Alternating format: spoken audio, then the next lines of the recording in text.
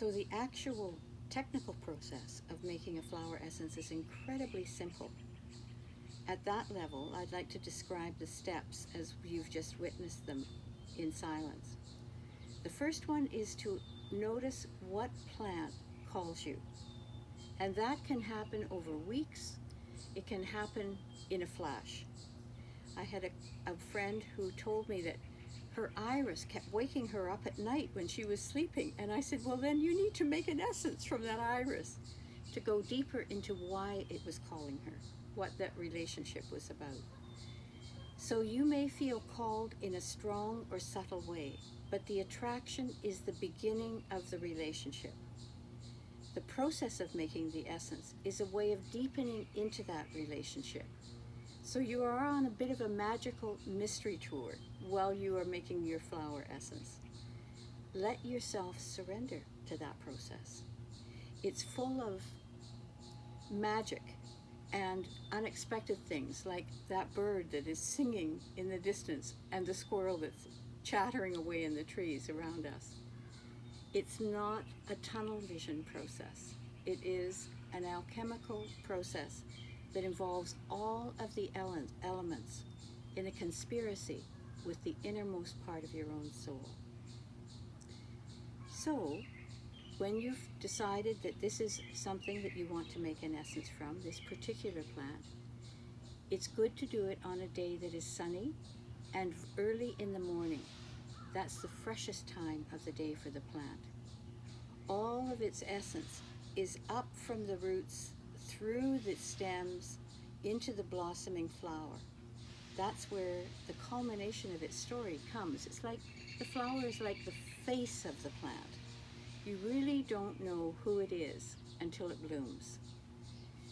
For a flower essence, most of people make the essence just from the flowers. Sometimes I include the leaves, but in this case with the celandine, I was guided to also leave the stems that joined those florets together. And as I cut them, I intuitively felt this one, not that one, this one, and a third one. So there was already listening in the picking. I used scissors. I don't touch the plant. And I put it on a plate so that my energy is as much slightly divorced from the product of the plant itself. Then I put them in the water, and the water holds the frequencies, the memory of that plant. This is where water as a medium is a most remarkable element. That's a whole other huge topic. But put in the water, then I put my hands around the plant, the bowl. Oh, there's an important step that I skipped, and that is you must ask the plant its permission to make an essence from it before you start the cutting and set this whole process up. You would think that any plant would be happy to be made into an essence in a magical alchemical process, but I'll tell you, I have never had permission to make a geranium essence. I don't know why, but I don't question it.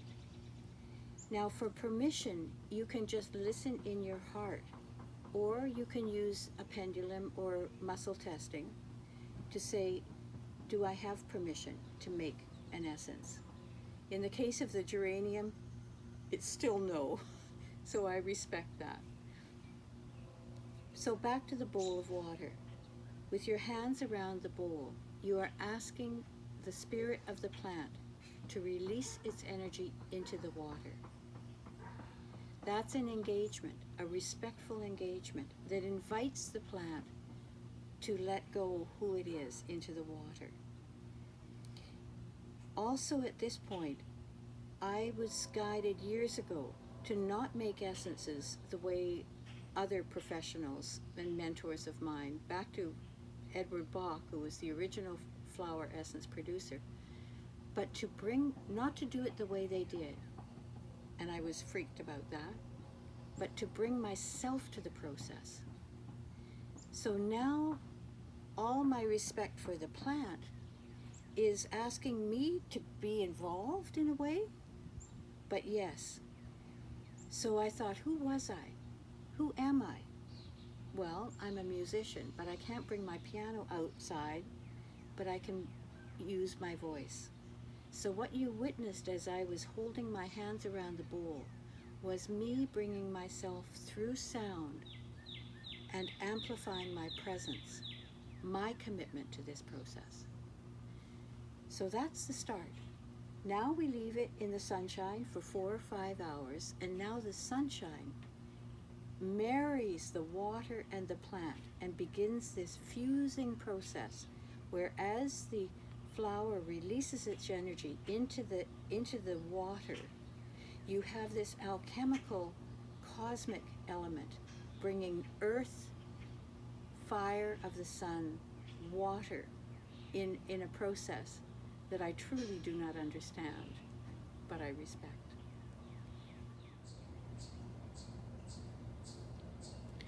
So while our essence is cooking, this is a time to spend more time with the plant that you've been attracted to. Whatever one has attracted you has a complex story to reveal to you. And looking at the plant, the entirety of the plant, not just its beautiful flowers, is important to understand its history, its roots, literally, the way it grows, where it grows, to understand who it is and its personality. So this plant is one that I did not know in my previous garden, but when I moved here 3 years ago, it was everywhere. It was in the gardens, it was in the wilderness, and when I tuned in this morning, which plant wanted to be made an essence? It wasn't the sand cherry, the iris, the violets, other things that I've seen here but not made essences from. It was this woolly wild one. So instead of looking up what its properties are, I honored the attraction and went in to just the intimacy of picking it, starting the essence process. But now I'm going to go deeper into its story. Each of you will do this in your own way. You will have your own artistic, intuitive skills that will be awakened through this process of deep observation. What I notice with this plant is its beautiful feathery leaves, and the stalk is hairy. The branching nature of it, it's graceful. The flowers, they're a little droopy now, but they stand up more when they're in the wild. It's already, I picked this half an hour ago, and it's already sagging. But it can be tall, it can be short, depending on where it is. It seeds like crazy, but the most intriguing thing to me about the celandine is its roots. First of all, you see the hairy orange roots here, little fibers. That's natural to most plants, but the orange is unusual. But if you break the root when it's thick and mature, there is a remarkable orange color to it. There's a sap that oozes out of the root, and that feels to me like some kind of rare medicine that this plant is holding. Actually, if you break any of the stems on it, we'll find this same orange flesh, almost like it's veins of orange blood through the plant. So it's not just in the root, but it's throughout the entire plant. When I put my finger on the orange sap here, oh, this is dried a bit now, but look at what happens here, the stain of that. Anything that can produce something that remarkable is another kind of medicine. So instead of feeling, isn't this a pretty plant, I now have a respect for the paradox of its beauty, its form, but its potency in the root. So now we're back inside and the essence is cooked.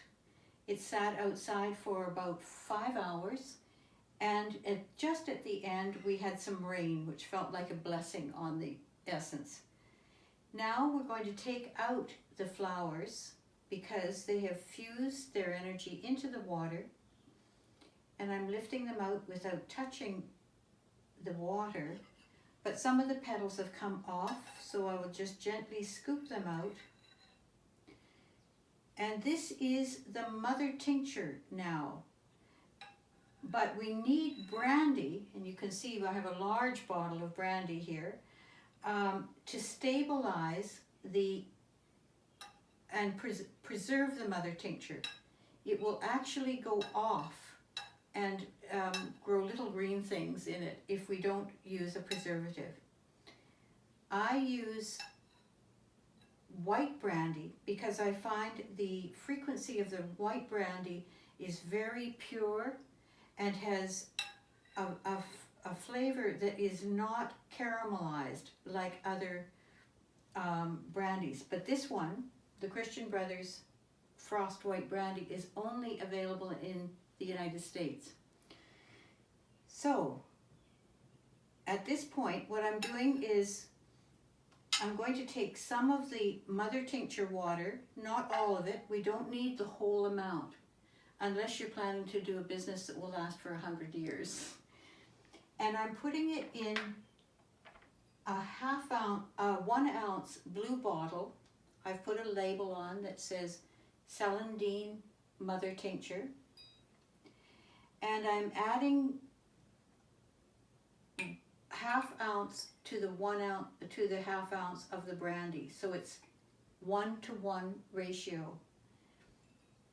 That now is the mother tincture, and this will last, even if I was using it as a business, it could last for 10 years, maybe more.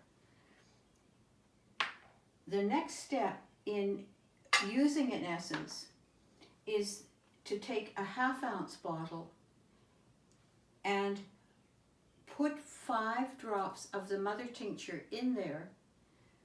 So I'll just demonstrate this. 1, 2, 3, 4, 5, 10 drops for a 1 ounce bottle. And then fill the rest of the bottle with half brandy and half water, which I have in another bottle here. Usually I keep them ready to be inoculated with the essence.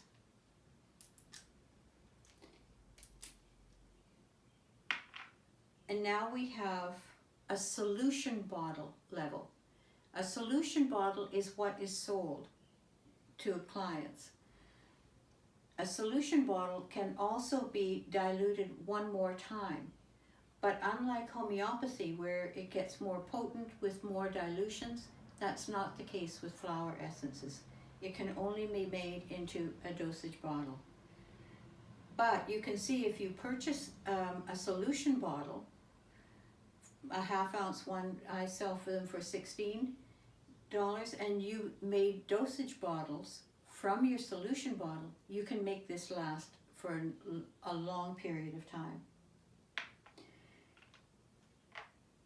When I'm making an essence for my business, I usually put them in a 2 ounce brown bottle, and they get stored that way so that I have plenty for use over time. Sterilization is important, and I use 35% hydrogen peroxide and put a few drops of this in very, very hot water to sterilize the bottles and the droppers separately. And when the bottles get sold, I put shrink wrap container plastic over the top and shrink those so that they're actually sealed. If you're just doing this for yourself, you don't need to do that step.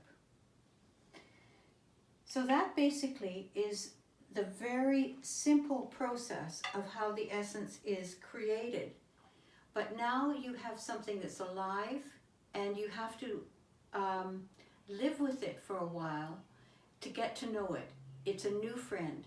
And the whole process at this point is you're developing ongoing relationship, not with the plant so much, but with the actual essence. It has become something more than just a flower in your garden. Through the alchemical process of how you've worked with the ritual, how you've observed the plant, and the notes that you've taken, or perhaps you've actually drawn the plant, through the working with that, this bottle is charged with more than just the plant. It's charged with the nature of your interaction, your alchemical interaction with the plant. So it involves your energy, and it involves the plant's energy. And I see this as a beautiful figure eight, where what we bring to the process is an active part of what comes back from nature. And in the meeting place is your essence. So as you work with it over time, what you would do is take 1 or 2 drops, either of the mother tincture or your solution bottle level, and go quietly into meditation and notice what it does in your body, what it inspires maybe in your dream life, what sensations you experience, subtle shifts. And that's a whole other thing that we can discuss further in the rest of the webinar. But for now, you have a little bit of garden magic in your blue bottle.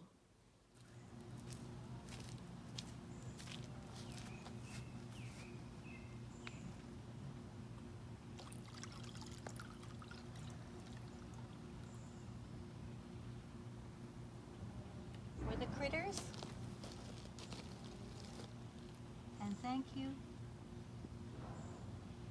Thank you. Thank you to the spirit of the earth, epitomized by the wonderful headless maiden.